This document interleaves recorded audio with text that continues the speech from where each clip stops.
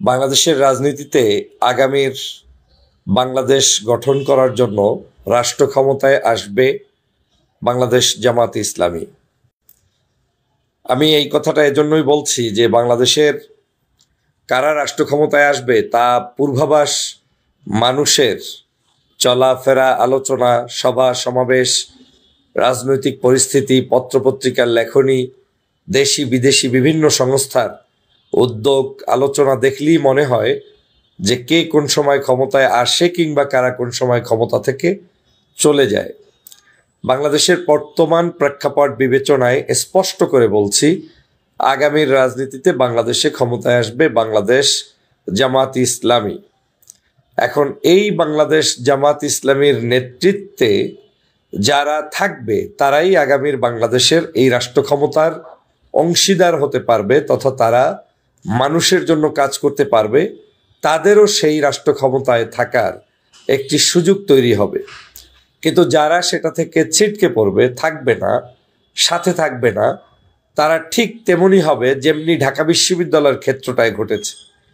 আপনারা জানেন যে ঢাকা বিশ্ববিদ্যালয় কিন্তু চাইলে অনেকেই ঐক্যবদ্ধভাবে কোনো একটি প্যানেল করে সেখানে ছাত্র শিবিরের সাথে সংযুক্ত হয়ে নির্বাচন করতে পারতেন, কিন্তু সেই নির্বাচন অনেকে হয়তো মনে করেছেন শিবির এইটা আবার ক্ষমতায় আসবে, আবার ঢাকা বিশ্ববিদ্যালয়ের মতো জায়গায় এত সহজ, তার চেয়ে আমরা একটু আধুনিক বিজ্ঞান মনস্ক কিছু কথাবার্তা বলি, কিছু বাম বাম ভাব দেখাই, কিছু ভিন্ন তরিকার কথা বলে দেখি অন্যদের ভোট টোট পাওয়া যায় কিনা, এইসব বলে অনেক কিছু করেছে বাগাড়ম্বার, কিন্তু আদতে তাদের কোনো কিছুই ঘটে নাই। মানুষ যাকে ভোট দেওয়ার তাকে দিয়েছে। আমি আজকের এই ভিডিওতে যে কারণে কথাটা বলছি সেটা হচ্ছে, বাংলাদেশের মানুষের 5ই আগস্টের পর একটা মাইন্ড সেট আপ তৈরি হয়ে গিয়েছে। সেই মাইন্ড সেট আপটা হচ্ছে, এই দেশে এই মুহূর্তে রাষ্ট্র ক্ষমতার পরিবর্তন, দেশের মানুষের শান্তি, সন্ত্রাস, চাঁদাবাজ, নৈরাজ্য মুক্ত দেশ গঠন করতে হলে বাংলাদেশ জামাত ইসলামী, বিশেষ করে ডাক্তার শফিকুর রহমানের বিকল্প নেই, যার নেতৃত্বে বাংলাদেশের নতুন একটি সরকার গঠিত হবে এবং সেই সরকারের নেতৃত্বে তিনি থাকবেন এবং জামাত ইসলামী সেখানে বাংলাদেশের রাষ্ট্র ক্ষমতায় থাকবেন। এখন এই জামাত ইসলামী রাষ্ট্র ক্ষমতায় যে থাকবেন, এই মাইন্ড সেট আপটা বাংলাদেশের অলিতে গলিতে, রাস্তা ঘাটে, মসজিদে মন্দিরে, যেখানেই যাবেন আপনি কিন্তু শুনতে পাবেন যে ভোট দিব ভাই জমাতে, ভোট দিব জামাতে। এই কথাগুলো কিন্তু এখন আর কোনো একটা বিশেষ গোষ্ঠীর বক্তব্য নয়, বরং এখন প্রত্যেকটি জায়গার সাধারণ মানুষ, যারা সাধারণত কোনো দল করে না, মত করে না, সেই সকল মানুষ এই কথাগুলো বলার শুরু করে দিয়েছে। এখন এই মাইন্ড সেট আপ ঐক্যবদ্ধ কেউ হলেও থাকবে, এই মাইন্ড সেট আপ ঐক্যবদ্ধ কেউ না হলেও থাকবে। বাংলাদেশের মানুষ প্রত্যাশা করে যে জামাত ইসলামের সাথে বাংলাদেশের বাকি যে সকল দেশপ্রেমিক রাজনৈতিক দল আছে তাদের ঐক্যবদ্ধ হওয়া উচিত, এটা দেশের মানুষ বিশ্বাস করে। কিন্তু দেশের মানুষ এটাও বিশ্বাস করে যে জামাত ইসলামের সাথে ঐক্যবদ্ধ না হলেও তাদের ভোট জামাতেই দেওয়া হবে। আপনি ঐক্যবদ্ধ হলেন না, ফর এক্সাম্পল কোনো একটি ষড়যন্ত্রের ফাঁদে পড়ে, অথবা মনে মনে এখনো ভাবছেন বাংলাদেশের এত বড় একটি দেশ, এত মানুষের আনাগোনা, এই দেশের মধ্যে আবার এত বছর পর্যন্ত বড় বড় রাজনৈতিক দলের কৃষ্টি কালচার ছিল, সেখানে আবার এরা কোত্থেকে আসবে। হ্যাঁ, এটাই আপনার বোঝার বিষয়।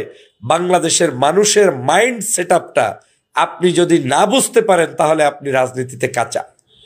নিশ্চিত থাকেন, এই দেশের 5ই আগস্টের পূর্বে যেমন আওয়ামী লীগ ভাবতে পারে নাই যে বাংলাদেশে কোন অবস্থায় কিভাবে তারা দেশ থেকে পালিয়ে যাবে এবং তাদেরকে এরকম একটা কঠিন পরিস্থিতির সম্মুখীন হতে হবে, ঠিক তেমনিভাবে বাংলাদেশের এখন বড় বড় অনেক রাজনৈতিক দলই মনে করেন যে তারা কোনো সমস্যা নেই, ঘরে বসে বসে পাশ করে ফেলবেন।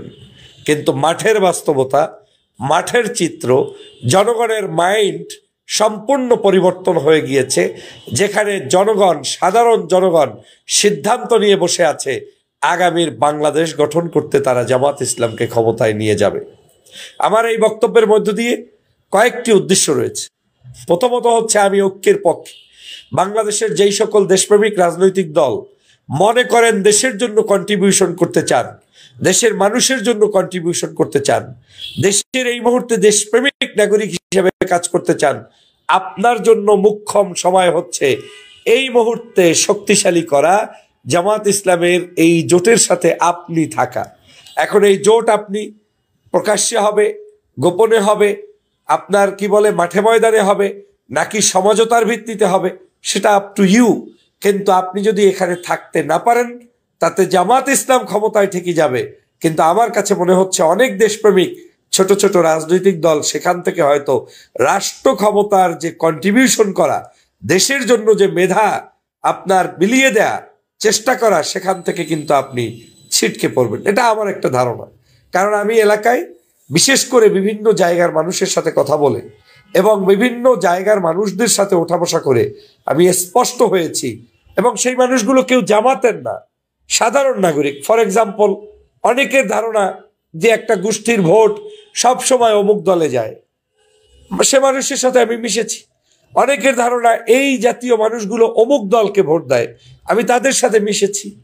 শিক্ষক, সুধী, ছাত্র সমাজ, যুবক, তরুণ, হিন্দু, মুসলমান, বৌদ্ধ, খ্রিস্টান, বিশেষ করে নারী ভোটার, এদের যে একটা বিপ্লব হয়ে গিয়েছে কেউ আজ করতে পারেন নাই। বাংলাদেশের বিভিন্ন পত্রপত্রিকা মাঝে মাঝে এখন একটু বিভিন্ন বড় বড় রাজনৈতিক দলগুলোকে একটু শান্ত রাখার জন্য কিছু কিছু নিউজ দেয় যে অমুকে 40%, অমুকে 30%, অমুকে 20%, এগুলা বলে বলে শুধু গ্রাউন্ডটাকে একটু মানে হঠাৎ করে বলবে কেমনে আপনি আসবেন না, এই সাহস অনেকেরই নেই। কারণ বাংলাদেশের তেলবাজ রাজনীতিতে ভরপুর ছিল বিগত 16 বছর, এবং 53 বছরই ওই রকম বড় কোনো পরিবর্তন এই দেশে কোনো জগতে কেউ করতে পারে নাই। তো এখন সে কারণে অনেকে ভয়ভীতি পেয়ে কাউকে না কাউকে তুলে দেয়, নেমিয়ে দেয়। কিন্তু বাস্তব চিত্র যদি এদেশে সত্যিকার ভোট হয়, তাহলে এদেশের মানুষের মাইন্ড সেট আপ হচ্ছে আমরা জামাতকে ভোট দিব, এবং বাংলাদেশের প্রধানমন্ত্রী ডাক্তার শফিকুর রহমান সাহেবকে বানাবো। এবং আমি এটা অনুভব করেই বলছি, এই শক্তির সাথেই যারা থাকবে তারা দেশপ্রেমিক হিসেবে দেশের পক্ষে কাজ করতে পারবে। এখন ধরে নেন, যেমন ঢাকা বিশ্ববিদ্যালয়ের ছাত্র শিবিরের একটি প্যানেল ছিল, সেখানে বাকশাসের একটি প্যানেল ছিল, সেখানে ইসলামী আন্দোলনের একটি প্যানেল ছিল, এর বাইরেও আরো ক্ষুদ্র ক্ষুদ্র ছোট ছোট ডানপন্থী কিছু রাজনৈতিক প্যানেল, স্বতন্ত্র প্যানেল ছিল। সব প্যানেলকে ছাপিয়ে ছাত্র শিবির 3 গুণ 4 গুণ ভোট কেন পেল? এটাই হচ্ছে মাইন্ড সেট আপ, যে আমরা এদের কি ভোট দেব। এখন এই ঐক্যবদ্ধ শিক্ষার্থী জোটের পক্ষে যদি আগে থাকতেই ওই বাকশাস কিংবা অন্যান্য রাজনৈতিক দলের 1জন 2জনও যদি এখানে আসতেন, তাহলে অন্তত 1-2টা পদ পজিশন তারা এখান থেকে পেতেন, এবং তারাও কিন্তু কিছু না কিছু কন্ট্রিবিউশন করতে পারতেন। কিন্তু সেটা যখন কেউ না করে, অতিরঞ্জিত শক্তিশালী মনে করে দূরে থেকেছে, লাভ তাতে শিবিরের হয়েছে, ক্ষতি কিছুই হয়নি। কিন্তু যারা দেশপ্রেমিক হিসাবে আমাদের সাথে 5ই আগস্টের সময় আন্দোলন করেছে, সংগ্রাম করেছে, তারাও কিন্তু এই জায়গায় থাকতে পারতো, কিন্তু আজকে নেই। আমি সে কারণে বলছি, বাংলাদেশের রাজনৈতিক প্রেক্ষাপট বিবেচনায়, বাংলাদেশের বিদেশি কূটনৈতিক তৎপরতা বিবেচনায়, বাংলাদেশের সাধারণ মানুষদের যে ভোটের যে স্পিরিট সেই বিবেচনায়, মানুষের যে চিন্তা চেতনা সেই বিবেচনায়, জনগণের যে উচ্ছ্বাস এবং একটি সমর্থন সেই বিবেচনায় আমি স্পষ্ট করে বলতে পারি, আগামীর বাংলাদেশের সরকার গঠন করবে বাংলাদেশ জামাত ইসলাম। এখন এই জামাত ইসলামের সাথে ঐক্যবদ্ধভাবে কেউ থাকলেও জামাত ইসলাম সরকার গঠন করবে, আর ঐক্যবদ্ধভাবে কেউ না থাকলেও সরকার গঠন করবে।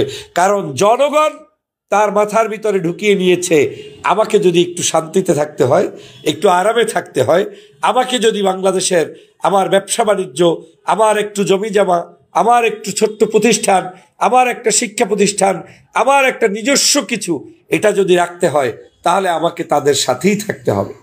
এমনকি নির্দোষ আওয়ামী লীগ বাংলাদেশের বহু প্রান্তে আছে, তারা কিন্তু হাটে বাজারে রাস্তাঘাটে ঘুরে বেড়াচ্ছে। আমি অনেক মানুষকে দেখেছি, চিনি, তাদেরও মাইন্ড সেট আপ যে না, আমরা একটু শান্তিতে থাকবো, আমাদের নেতৃত্ব চলে গিয়েছে, আমাদের তো আর কোথাও যাওয়ার রাস্তা নাই, আর আমরা তো অন্যায় অনেকে করি নাই, তো যারা করি নাই, যদি দেশের আইনে শান্তিতে থাকতে পারি তাহলে আমরাও ভোট দেব অমুক দলকে। এই যে একটি পরিবর্তন, এটাই হচ্ছে মূলত মানুষের মাইন্ড সেট আপের পরিবর্তন। এটা কেউ ঠেকাতে পারবে না। যুবকদের মাইন্ড সেট আপ হয়ে গিয়েছে। অনেক বয়োবৃদ্ধ এখনো ওল্ড রাজনীতিতে বিশ্বাস করে, কিন্তু বাস্তবতা হচ্ছে যুবকরা প্রায় 5 কোটির অধিক বাংলাদেশের যুবক সমাজ, এই যুব সমাজ কিন্তু এখন আজকের এই বর্তমান প্রজন্ম, তারা কিন্তু এখন এই বাংলাদেশ জামাত ইসলামের সাথে ঐক্যবদ্ধ হচ্ছে। আমার এলাকায় আমি উদাহরণ দিয়ে বলতে পারি, বহু তরুণদের সংগঠন রয়েছে, নাই, তাদের মধ্য থেকেই আমাকে পার্সোনালি বলে, ভাই আমাদের কোনো প্রার্থীর প্রয়োজন নাই, আমরা আপনাকে ভোট দিব, আপনার সাথে থাকব, আপনি আমাদেরকে কাছে রাখবেন। এগুলো থেকে আমি স্পষ্টভাবে বার্তা দিতে চাই, যেই সকল অঞ্চল একটা সময় জামাত তো দূরের কথা, জামাতের কোনো সংগঠন করতে হলে তাদেরকে অনেক কিছু কি বলে প্রতিবন্ধকতা, তারপরে সেই প্রতিবন্ধকতাগুলোকে মারিয়ে উপরে যেতে হতো, কিন্তু আজকে সেই সব জায়গায় জয় জয়কার অবস্থা চলছে। অতএব প্রিয় বন্ধুরা আমার, বাংলাদেশের আগামীর বাংলাদেশ স্পষ্ট করে আমি আজকের এই ভিডিও দিচ্ছি, লিখে রাখেন, ডাউনলোড করে রাখেন, প্রচার করেন, নির্বাচনের পর মিলিয়ে নিয়েন। 5ই আগস্টের পূর্বেও বলেছিলাম, দেশের পূর্বাভাস দেখে শেখ হাসিনা অবশ্যই যাবে এবং অচিরেই যাবে, এবং সেটা বাংলাদেশের দেশপ্রেমিক মানুষরা ঐক্যবদ্ধভাবে করবে। আপনারা কিন্তু সেটা পেয়েছেন। আবারও বলছি, জামাত ইসলামী বাংলাদেশের রাষ্ট্র ক্ষমতায় যাবে। এখন আমাদের সময় এসেছে দেশপ্রেমিক মানুষরা এই শক্তির পাশে থেকে তাদেরকে আরো শক্তি সঞ্চয় করে একটি আদর্শ সমাজ প্রতিষ্ঠার জন্য চেষ্টা অব্যাহত রাখা।